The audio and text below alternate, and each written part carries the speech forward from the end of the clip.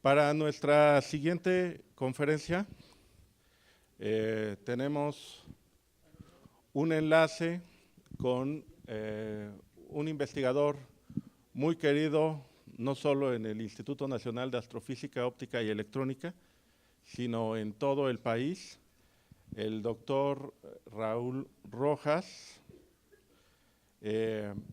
a quienes ustedes recordarán seguramente porque hace unos meses fue la gran noticia en muchos medios de comunicación que el mejor profesor de Alemania era un mexicano.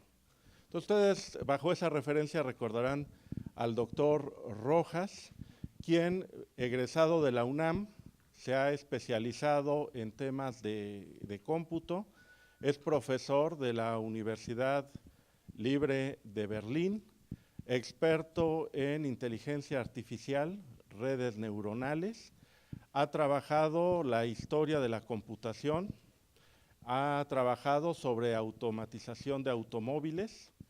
Entre los gestos de solidaridad para con su patria está el que el año pasado regaló una serie de automóviles automatizados para que los estudiantes de ingeniería de diversas universidades de este país estuvieran con la posibilidad de armar y desarmar esos vehículos para entender su funcionamiento. Este año el Instituto Nacional de Astrofísica, Óptica y Electrónica le ha concedido el doctorado honoris causa, incorporándolo a la cátedra, al claustro de este instituto, y nos da mucho gusto recibirlo en esta videoconferencia desde Alemania. Pues bienvenido, doctor, será un gusto escucharlo y disfrutar de su conferencia. Tenemos alrededor de 45 minutos para la exposición, a fin de tener algunos minutos para resolver dudas del auditorio. Bienvenido y un abrazo desde México.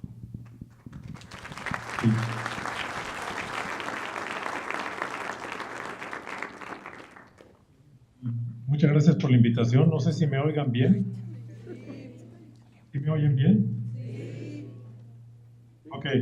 Bueno, muchas gracias por la invitación a los colegas del INAOE para estar el día de hoy con ustedes. Y originalmente había pensado hablar un poco del salón de clases del futuro, pero después me di cuenta de que la mayor parte de los asistentes son profesores de matemáticas o de ciencias, y yo creo que tengo una plática un poco más adecuada a lo que ustedes están haciendo, porque pues se dedican a pensar en formas de hacer más amena la enseñanza de las matemáticas y de las ciencias, y yo creo que una posibilidad de hacer que los estudiantes se interesen por las matemáticas es hablarles también de la notación y hablarles de la historia de las matemáticas, cómo es que surgieron las diferentes expresiones que hoy utilizamos cuando escribimos libros de matemáticas, cuando trabajamos en el pizarrón.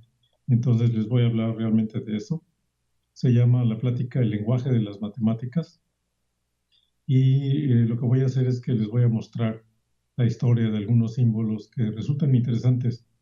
Son símbolos que utilizamos muy comúnmente, pero pocas veces nos ponemos a reflexionar de dónde salieron, por qué se utilizan así como los tenemos en los libros de texto. Así que de eso va a ser mi plática. Ahora, está escrita en inglés, los subtítulos, pero todo el resto es en español. Bueno, entonces yo empecé a hacer este trabajo porque aquí en la Universidad de Berlín estuvimos examinando la forma en que se dan clases, y realmente el pizarrón siempre ha sido una forma privilegiada de darle clases a los alumnos. Así que nosotros hicimos un pizarrón electrónico, ese salón de clases del futuro de que les mencionaba, en donde lo que tratamos de hacer es reproducir lo que se puede hacer en un pizarrón, pero con pantallas, grandes pantallas sensitivas al contacto, para que el profesor pueda escribir una pantalla, pueda hacerlo con diferentes colores, pueda hacer más grandes o más pequeñas las imágenes, y además pueda correr animaciones y todo lo que ahora tenemos en la actualidad. Pero una parte importante de dar clases en el pizarrón es la notación, es decir, los símbolos que utilizamos, y aquí ven algunos, muchas palabras, pero también muchos símbolos, y vamos a ver de dónde salieron algunos. Ahora, para la notación matemática hay diferentes fuerzas que determinan su evolución. Una es la evolución misma de la escritura. Vamos a ver que también la simetría juega un papel importante y la agregación de elementos. Y además, matemáticos famosos, lo que serían los estrellas, ¿no? de la matemática, juega también un papel importante para fijar la notación que se utiliza, y realmente la notación matemática solo se establece cuando aparecen los primeros journals, las primeras revistas matemáticas en donde ya se propaga un cierto tipo de notación estándar. Ese es el programa de lo que les voy a explicar. Y si ustedes ven la historia de las matemáticas y de la escritura ya alfabética comienza con el alfabeto fenicio. Antes de eso tenemos nada más jeroglíficos, los jeroglíficos egipcios, por ejemplo, pero ya con el alfabeto fenicio y después el alfabeto griego se empiezan a producir escritos, y claro que algunos de esos escritos son las matemáticas. Tenemos 12 siglos hasta el inicio, hasta el año cero, hasta el inicio de nuestra era, 13 siglos más tarde para llegar a lo que sería ya el Renacimiento y el inicio de las matemáticas, por ejemplo, del tipo que pregonaba Fibonacci en su libro Liber Abaci. Y, por ejemplo, los paréntesis que hoy utilizamos en las matemáticas aparecen hasta 1550. Después tenemos la notación de Hamilton, la notación de la teoría de conjuntos. Pero si ustedes ven la historia de la escritura, resulta que en 33 años de que hemos estado escribiendo libros, menos de 100 años, en menos de 100 años hemos tenido una notación matemática estándar. Antes del siglo XIX había muy diferentes operadores, muy diferentes formas de escribir las matemáticas, y les voy a dar algunas muestras aquí. Lo primero son los alfabetos, y si ustedes ven las matemáticas modernas, los dos alfabetos más usados son el alfabeto latino y el alfabeto griego. Normalmente en matemáticas utilizamos los dos, pero también hay algunas letras que se extrajeron del alfabeto gótico y del alfabeto hebreo. Les voy a dar unos ejemplos. En el caso del alfabeto gótico es lo que se llama la D redonda, es el símbolo de derivada parcial, y en el caso del hebreo es el Aleph 0, el Aleph 1, los diferentes Alephs que se utilizan para denotar los diferentes tipos de infinitos que tenemos cuando hablamos de conjuntos. Entonces, realmente las matemáticas se concentran en el latín y el griego, las letras latinas y griegas, con algunos agregados de otros alfabetos, como vemos aquí. El alfabeto fenicio ya lo había mencionado, es del siglo XII, el alfabeto hebreo es del siglo X antes de Cristo. El alfabeto griego fue derivado del alfabeto fenicio, y van a ver que algunas de las letras que hoy conocemos tienen una interpretación también en términos de objetos. Después del alfabeto griego viene el alfabeto latino, y antes de Cristo, en el séptimo siglo antes de Cristo, y el alfabeto gótico es el último de los que nos interesan. Es un alfabeto del tercer siglo después de Cristo, inventado por un obispo católico, o más bien cristiano, un obispo cristiano que trató de copiar el alfabeto griego. Vamos a darles un ejemplo. El alfa, la letra alfa. Todo el mundo utiliza alfa cuando hablamos de variables o cuando hablamos de ángulos, por ejemplo, en trigonometría. Y esta letra alfa fue derivada del alfabeto fenicio. El alfabeto fenicio no utilizaba vocales, no utilizaba solamente consonantes. Es algo que todavía existe en el hebreo y el árabe, pero ellos fueron los que primero propusieron una simplificación de los jeroglíficos que se utilizaban en aquella época. Y aquí pueden ver del lado derecho, pueden ver el alfabeto fenicio contrastado con el alfabeto griego y el alfabeto romano. Y por ejemplo, la letra Aleph, si la rotan unos 90 grados, se convierte en alfa mayúscula. en el alfabeto griego y nuestra A mayúscula en el alfabeto latino. La delta, por ejemplo, que se llama Dalet en el alfabeto fenicio, si la rotan un poco y la escriben de manera más uniforme, se convierte en la delta mayúscula de los griegos y en nuestra D.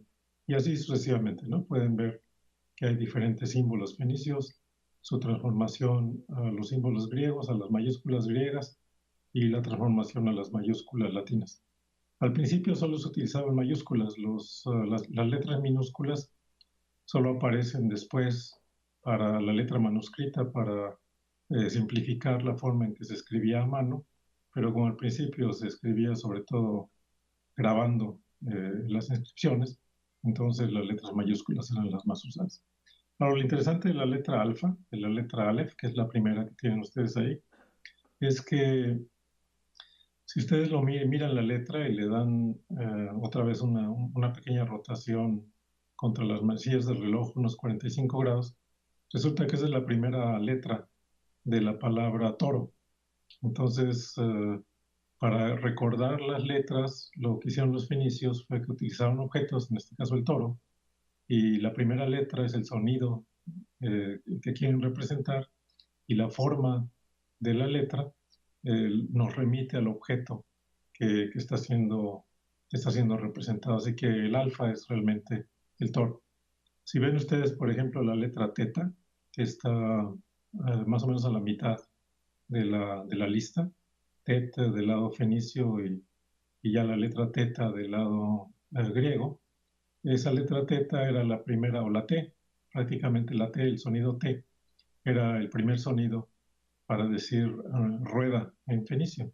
Entonces la letra teta es simplemente una representación abstracta de una rueda, que ya después los griegos simplificaron todavía más, y lo que tenemos es la letra teta, ya no ya con dos líneas cruzadas, sino con una sola línea cruzada. Una letra que para mí es muy interesante y que se utiliza mucho actualmente es, por ejemplo, la letra mem.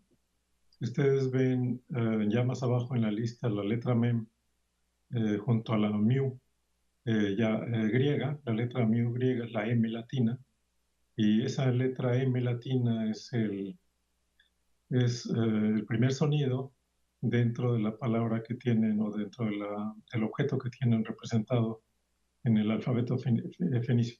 Y ese objeto que tienen ustedes ahí, esos son los dientes, los dientes de una persona. Entonces, por eso digo yo que la M es una letra con colmillo, porque realmente lo que representa son los dientes de una persona.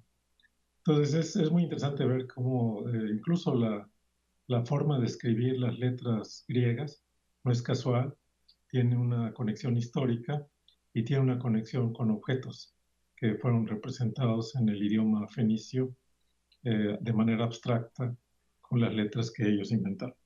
Entonces, es mi primer ejemplo para que vean que meterse a esto de la etimología y la historia de los símbolos es interesante.